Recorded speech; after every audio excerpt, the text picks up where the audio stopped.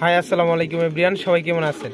তো আজকে আমি আপনাদের দেখাবো যে আমার খামারে বেস্ট কবুতর কোনগুলা এবং আমার খামারে প্রতিনিয়ত বাচ্চা দেয়, ডিম দেয় এবং একসাথে 3-4টা বাচ্চা পালতে পারে এই কবুতরগুলা দেখাবো। তো এ হলো দেখেন আমার খামার।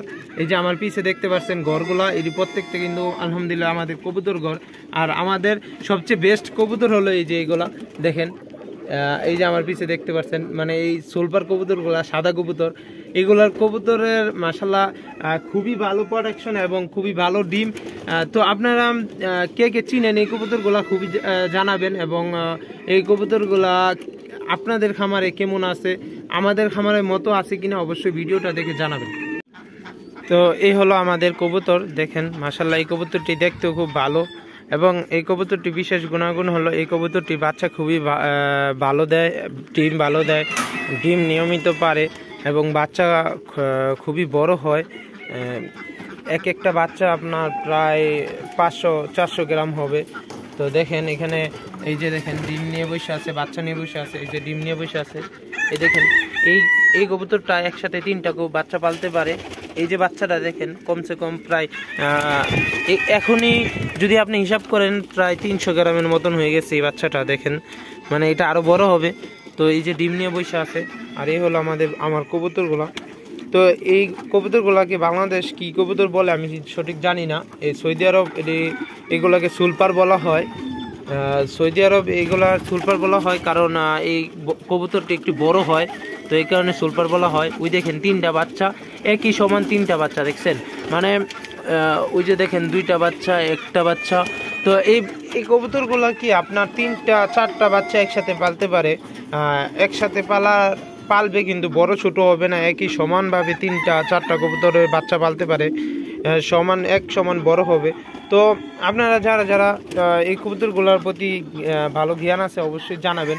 এখানে আমার 2টা ঘর আছে, এই যে একটা ঘর আর এখানে একটা ঘর, আর এখানে আছে আরেকটা ঘর।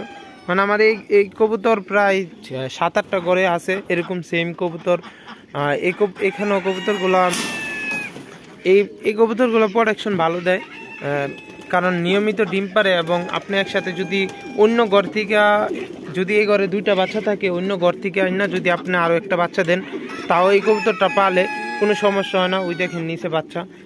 আর নিয়মিত বাচ্চা ধরা যায় এবং খানা দানাও খুব ভালো হয়, রোগবালাই খুবই কম হয়।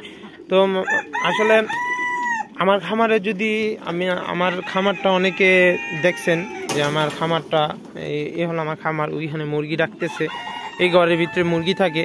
তো আমার খামারে অনেক জাতের কবুতর আছে, রেসার আছে, সবজি আছে, কিন্তু আমার খামারের সবচেয়ে দেখতে সুন্দর এবং সবচেয়ে ভালো লক্ষ্মী কবুতর হলো এইগুলা। এই যে আমি দেখেন এই ঘরে ঢুকতেছি কিন্তু কবুতর কিন্তু লাফালাফি করতেছে না, উড়াউড়ি করতেছে না, খুবই ভালো কবুতর এবং এই কবুতরগুলো আমার দেখতে খুবই ভালো লাগে, সুন্দর লাগে। যেহেতু সাদা কবুতর অনেকের কাছেই ভালো লাগে। দেখেন কবুতরগুলা। তো আমরা এই যে এটা হলো পানি পাত্র আর এটা হলো খাবারের পাত্র, আমরা এইভাবে খাবার দিয়ে থাকি। এভাবে যখন আপনি খাবার দিবেন খাবারের ভিতরে কিন্তু তখন ময়লা যাবে না, দেখেন মানে খাবারের ভিতরে পায়খানা যাওয়ার কোনো চান্সই নাই। দেখেন পায়খানা যাওয়ার কোনো চান্সই নেই। আর পানি দিয়ে আমরা এইভাবে পানি যত খাইব তত আসবে, মানে টাঙ্কি পানি থাকবে তো এখানে পানি আসবে, এই কারণে পানি তো ময়লা হওয়ার সম্ভাবনা কম এবং আমরা 2-3 দিন পর পরিষ্কার করে দিই। তো আপনারা যারা কবুতর পালেন চেষ্টা করবেন পানি পরিষ্কার দেওয়ার জন্য, খানা পরিষ্কার দেওয়ার জন্য, তাহলে এই কবুতরগুলো খুবই ভালো থাকবে। এবং কবুতরগুলা যদি আপনার নিয়মিত প্রোডাকশন পেতে চান তাহলে অবশ্যই যেখানে ডিমটা চেক করতে হবে, আপনি 1 সপ্তাহ পর ডিমটা চেক করতে হবে, ডিমটা চেক করে দিতে হবে। কারণ ডিম যদি চেক না করেন তাহলে ভুল ডিম নিয়ে বসে থাকবে 20 দিন পরে ডিমটা যখন দেখবেন ফুটতেছে না, ফালাই দিবেন, তখন আবার নতুন ডিম পারবে। তো 1 সপ্তাহ পর আপনি ডিম চেক করবেন, ডিম যখন নষ্ট হবে তখন ওই ডিমটা আপনি ফালাই দিবেন, দেখবেন আবার 3-4 দিনের ভিতরে ডিম পেরে দিছে। তো একবার ডিম নষ্ট হলে ফেলে দিলে পরের বার ডিম নষ্ট হয় না, ডিম ফুটে যায়, এটা আমি পরীক্ষিতভাবে দেখছি। তো সবাই ভালো থাকবেন, সবাইকে আসসালামু আলাইকুম।